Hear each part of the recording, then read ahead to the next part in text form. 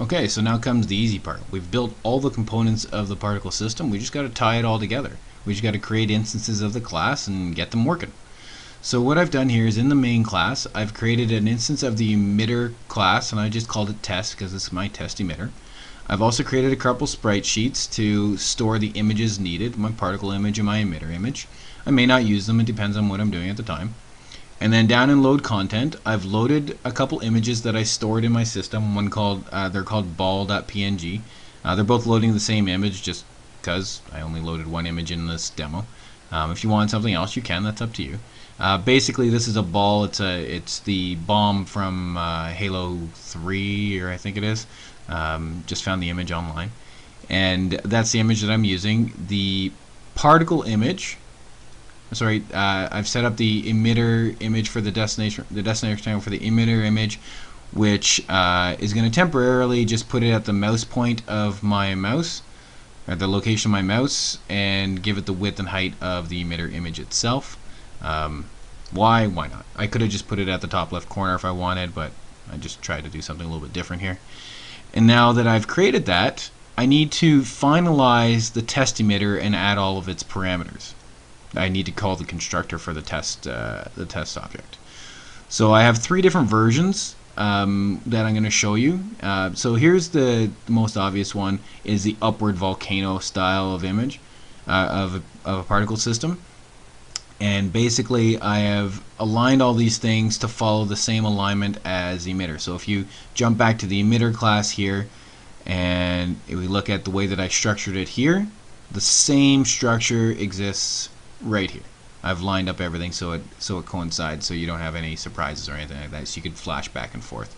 So the game container is just used to make sure that we can get the screen bounds and whatnot. So here what I'm actually doing is I am not going to use an emitter image, so I'm just going to pass in the value null, but I do still need a location for that emitter to occur, that emission to occur. So I'm going to pass in the top left corner of the screen, which is 0, 0, and 1 by 1 pixel. No big deal. 1000 represents the number of particles in my particle system. You don't have to have this memorized, guys. You just go back to the emitter and see what's going on here.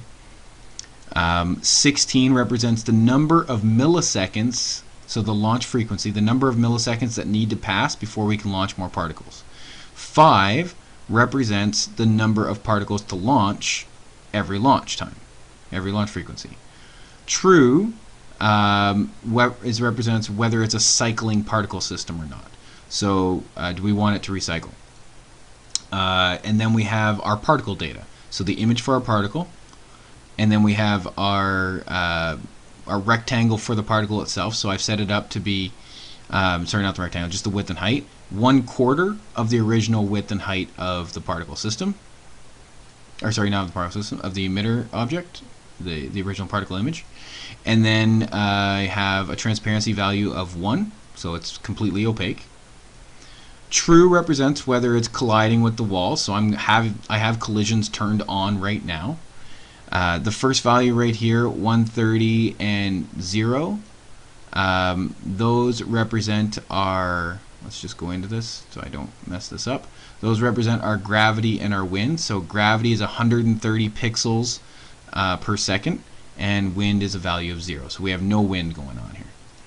And then we have a launch angle between 45 and 135, so it creates a nice wide cone for launching. And then our speed, so between 100 and 200 pixels per second, and lifespan between 2 seconds and 3 seconds. So that creates our test. Now that's great, we've created it, but that doesn't mean it's going to do anything yet. So we got to go down into update. And what I've done is, just to keep things simple, is I've tied in the start of the test of the emitter to the space key. So when the space key is released, it's going to set the position of the emitter to my current mouse position. You don't have to do this. This is just me doing this for this example. And then I'm going to start the emitter. I could just turn that off, I could just comment that if I want. Down here, I'm going to comment out this line just now. Basically what that does is it resets the position of the emitter to the current mouse position every update. So basically that'll make the emitter follow my mouse around the screen. You may not want that. And then finally we need to update the emitter. So with the amount of time passed, so we got to call the update on the test emitter, and that will continually move all of our particles. And then finally we got to draw. So we just draw. Test.draw. That's all there is to it. So if we save and we run our program, I'm just going to bring it over here. So I'm going to click on the screen. So I'm going to hit the space key now, and you'll see that it starts to launch from my key, or from my mouse location, and it's just recycling those particles. And they're moving in nice projectiles, particle paths. I have 1,000 of them going, and you can see that they're bouncing. If I start moving it over here or relaunch it, they stop moving the other one. They're bouncing off the side wall now. You can see them bouncing back and forth. If I move it down here, we should get a lot more ground bounces. If we move it up here, we'll get them bouncing off the wall, off the ceiling. So you get a lot of different things. Let me just put it back in the center of the screen so you can see that. So it's not following my mouse at all right now, and it probably looks pretty jittery to you because again you're looking at 10 frames per second. I'm looking at 60, so it's a bit different. But I'm gonna run it again. I'm gonna modify a few settings. Let's reduce 1,000 down to 10. So you'll see a pretty big difference here. And you're probably going to see a gap because those 10 pixels are going to be gone before the lifespan is gone, so that it'll kind of like stop launching for a second. Let's run this, and I click, and there's all 10, and okay, here's a couple more, because then the launch frequency is not really well suited towards the number of particles we have in this system. It's pretty poor, and they're all dying before they even get down to the ground. So let's go back. Let's put that up to, let's say, 200, not 2,000. And let's turn collisions off. We'll set collisions to false. And we can play with other things as well. So we could change things like the speed. We could change things like the angle. So let's make it much more narrow. So let's say 60 degrees and 120. There we go. Now if we run it again, you should get a little bit of a difference, and everything moves in much more vertical. So we're still what did I turn? Oh, I turned off cycle particles. I didn't turn off I apologize. That should be true, and this one should be false. Let's run it again. So now it should still cycle, but we ran out of particles before the timing because they're still alive, which is why we got that gap, so you got to be careful about that. And it's just going to continually launch. Let's make it follow my mouse.